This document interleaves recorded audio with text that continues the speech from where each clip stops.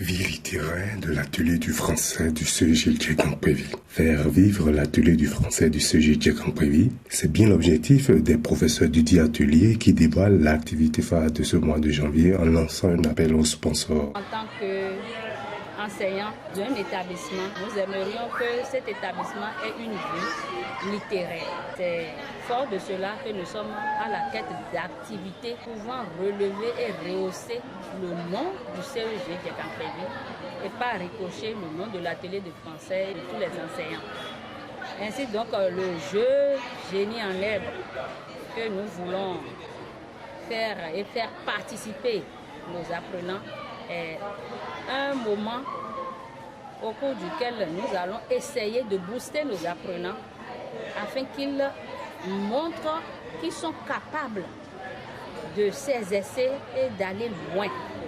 Parce qu'on a l'impression que les apprenants de nos jours ne veulent plus faire aucun effort. C'est aux enseignants de chaque établissement de pousser ces apprenants. Et c'est ce rôle que nous avons pris à cœur dans l'atelier pour essayer de coacher ces apprenants afin qu'on ait le meilleur résultat possible. Et nous sommes ouverts pour tout engagement et toute disponibilité parce que plus on est à l'aise financièrement, plus on peut mener à bien des activités du genre. Nous sommes ouverts à tous sponsors et nous désirons vraiment que ces activités prospèrent. Quel est le programme du déroulement du jeu concours du génie en herbe auquel il voudrait faire participer les apprenants? Pour le jeu concours de génie en herbe, en fait, la pastorale des jeunes du foyer Don Bosco de Tokota a décidé de tester le niveau intellectuel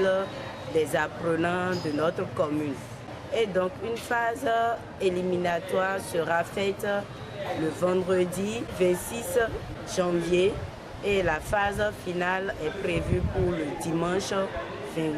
Et nous avons l'administration qui a d'ailleurs autorisé la mobilisation des apprenants autour de ce concours-là. Et donc déjà au sein de l'établissement, une liste est ouverte à tout apprenant voulant s'essayer à la chose. Quelques professeurs en ont profité pour nous donner le sens de la portée scientifique ou intellectuelle que pourraient prendre les Vodun-Days, la Renaissance. Par exemple, il y a déjà l'étude de l'œuvre de la naissance de Franck qui est déjà inscrit au programme en 3e.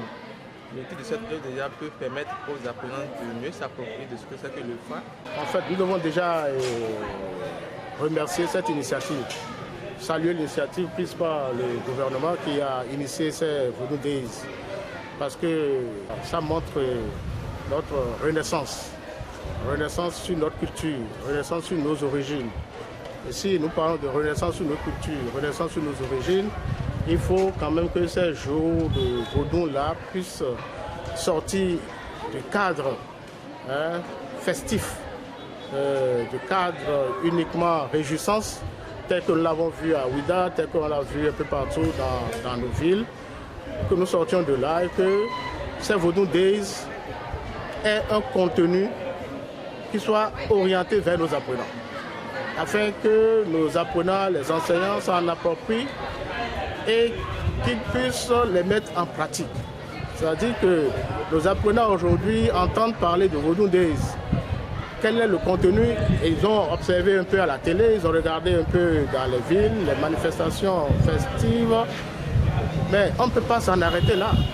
Il faut prendre l'aspect intellectuel, l'aspect culturel de ces journées et les intégrer dans nos curricula. À part quelques bémols, quel aspect de cette innovation peut-on corriger? Dans ce cadre-là, vous avez vu quand Sagoga est venu, c'était de l'apothéose. Je suis d'accord qu'on fasse venir d'autres personnes pour venir agrémenter un peu la chose. Je voulais souhaiter que ça soit beaucoup plus les locaux et qui savent bien ce qu'on appelle Vodun et qui parlent, qui font l'éloge du Vodun parce qu'il y en a vraiment au Bénin. Deuxième aspect, l'aspect qui semble de la dépravation des mœurs, puisqu'on parle de Vodun, c'est vrai qu'au Bénin il y a quand même quelques adeptes de Vodun qui sont sexe féminin et qui sont parfois torse nus. Mais ce n'est pas de cette manière-là où on a vu totalement des choses qu'on ne doit pas voir et qui ne sensibilisent pas les apprenants. Parce que dans ce pays, on est allé ramasser des filles de joie qui sont au bord des voies, qui sont exposées pour faire le travail du sexe. Je ne sais pas pourquoi on a permis cela et qui a fait même l'actualité. Ça, je n'ai pas trop aimé. Et donc, je pense que nous devons cesser de faire de l'hypocrisie. On dit, lui, il n'est pas fait chez soi. Il y a cet aspect. Il y a l'aspect économique. Il manque à l'habillement, à l'organisation de la célébration du vaudou. L'on doit commencer par prendre conscience et dépasser le niveau des religions pour de la spiritualité, par exemple, et pour de la production industrielle, pour la production agricole, pour la production intellectuelle, et ainsi de suite. De l'activité littéraire du CEGIC Campévy aux festivités des Vodou Days, nous pouvons dire que les deux ne concourent qu'à un seul sens, révéler la littérature d'un côté et révéler davantage le Bénin en réhabilitant et en offrant au monde la richesse des arts et des cultures liées au Vaudou.